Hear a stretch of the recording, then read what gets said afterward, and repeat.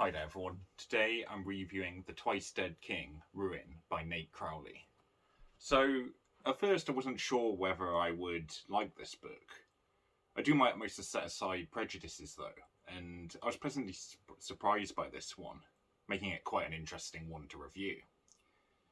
So Black Library have released quite a few books to do with the necrons and expanding their kind of background.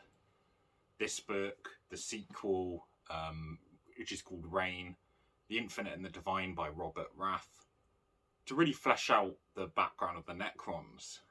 And they got updated in 5th edition Warhammer, and I wasn't really sure about the update at first, kind of thinking, well, they have this kind of cool horror mystique about them, but now they're kind of more comical.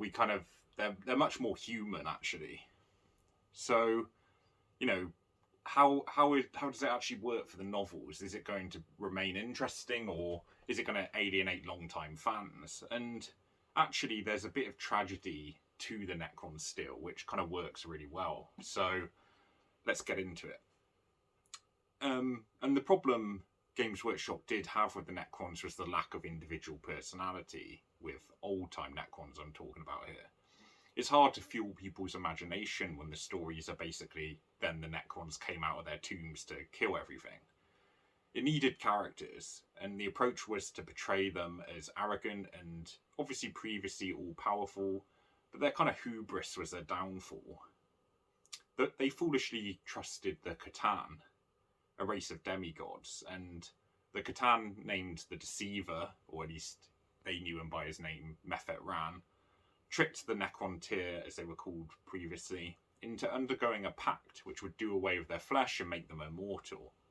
But the Necron Tyr did not realise the price they'd pay, many of them becoming immortal but mindless, and the leaders actually having perhaps the worst fate of being aware of what had happened to them. So there is that feeling of tragedy that's explored, and this book does kind of delve into that a bit. What is it really like for a Necron leader witnessing this and being part of it? Ultix is our protagonist, and he has fallen from the heady heights of leadership of his world, or at least a high rank, to becoming sort of shamed and embarrassed at what has happened to him, his world, and his race. The personalities are really well thought out. Some of the principal characters have important and interesting relationships with one another. Ultix has bickering sub-minds, which assist him with decision-making and actions such as combat, strategic, doctrinal.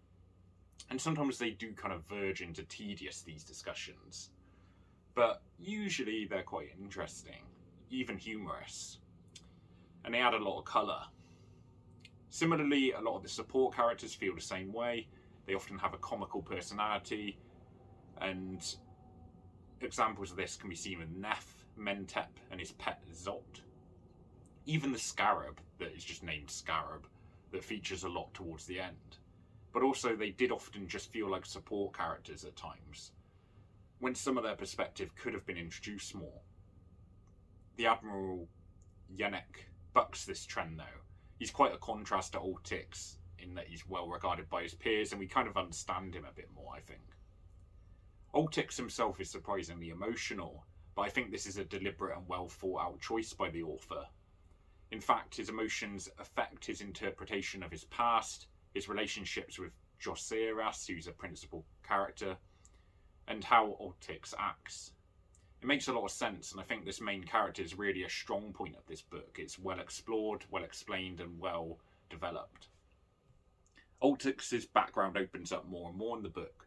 The plot's fairly simple, but does get more interesting later on as it unravels. At the same time, the background of the Necrons is explored more, the biotransference, Ultix's experience of it, the Catan Landu Gore, and the Flayer Curse. It does a good job of providing flavour, but not neglecting the plot and enjoyment of the book itself. Compare that to Avenging Sun in the Dawn of Fire series, where exactly the opposite occurs, and see my review for that if you haven't already. The action scenes in this one are reasonable. One part of the book has a series of combats against different aliens, and to be honest, this section did feel a bit forced and unnecessary, but other combats had some good action, tension, and Necron trickery. Sometimes I found myself wishing for actually more of it, rather than getting bogged down in flashbacks. But I do concede that sometimes these were beneficial to the story and plot. The book could do some things better. Sometimes it got bogged down in Necron terminology without really furthering the story, or the flashbacks were a little confusing.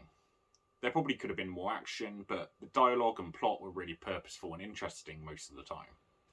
So in terms of final score for the Twice Dead King, Ruin,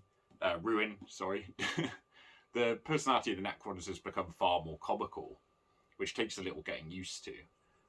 But based on the evidence here, it's also artfully paired with a tragic undercurrent, which works excellently.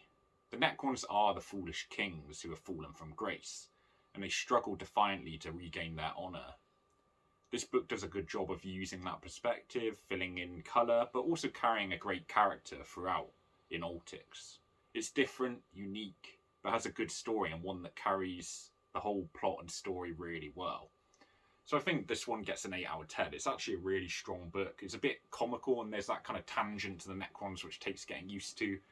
But I don't think it detracts. I actually think Crowley makes it work really well. So definitely worth a read, and I'm going to review the sequel, so like and subscribe for that, and thanks for watching.